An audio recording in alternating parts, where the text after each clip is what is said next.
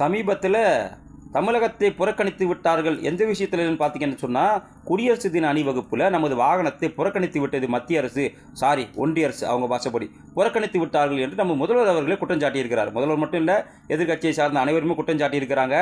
நாங்கள் கேட்கறது ஒரே ஒரு கேள்வி, இதுக்கு மட்டும் நீங்கள் தயவு செஞ்சு விளக்கம் சொல்லணும். அந்த எதிர்கட்சிகளும் சரி, நமது முதல்வரும் சரி, மாண்புமிகு முதல்வர் அண்ணன் ஸ்டாலின் அவர்களும் சரி, இதுக்கு விளக்கம் சொல்லணும்.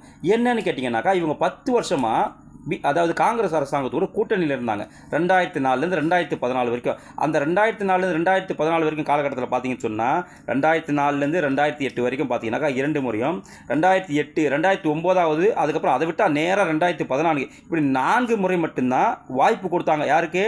நீங்கள் அப்போ கூட்டணியில் இருந்தீங்க, ரொம்ப இணக்கமாக இருந்தீங்க, அமைச்சரவையில் கூட நீங்கள் காங்கிரஸ் அமைச்சரவையில் கூட நீங்கள் இருந்தீங்க. அப்படி இருக்கும்போதே 4 முறை மட்டும்தான் நமது தமிழகத்திற்கு, நமது ஊர்திகளுக்கு வாய்ப்பு கொடுத்தாங்க.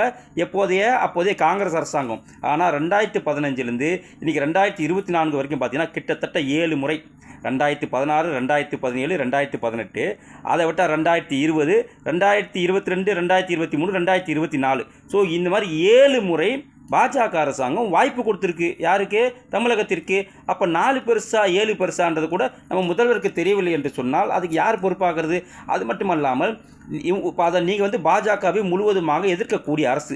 ஆனால் உங்கள் அரசு அமைந்த பிறகு 2021 பிறகு 2022, 2023, 2024 ஆகிய 3 வருடம் தொடர்ச்சியாக உங்களுக்கு வாய்ப்பு கொடுத்துருக்குறாங்க. இந்த வருஷம் கூட ஏன் வாய்ப்பு கொடுக்கலன்னு சொன்னாக்கா, ஏன்னா அடுத்தடுத்த மாநிலங்களுக்கு வாய்ப்பு தரணும். தொடர்ச்சியாக 32 மாநிலத்திற்கும் வாய்ப்பு கொடுக்க இயலாது.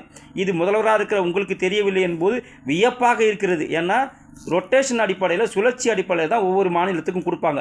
அப்படி இருந்தும் தொடர்ச்சியாக உங்களுக்கு 3 முறை கொடுத்தது இந்த பாஜக அரசு தான். தொடர்ச்சியாக 3 முறை உங்களுக்கு அந்த காங்கிரஸ் அரசாங்கம் வாய்ப்பை கொடுக்கலங்கிறத நீங்கள் புரிஞ்சிக்கணும் முதல்வர் அவர்களே.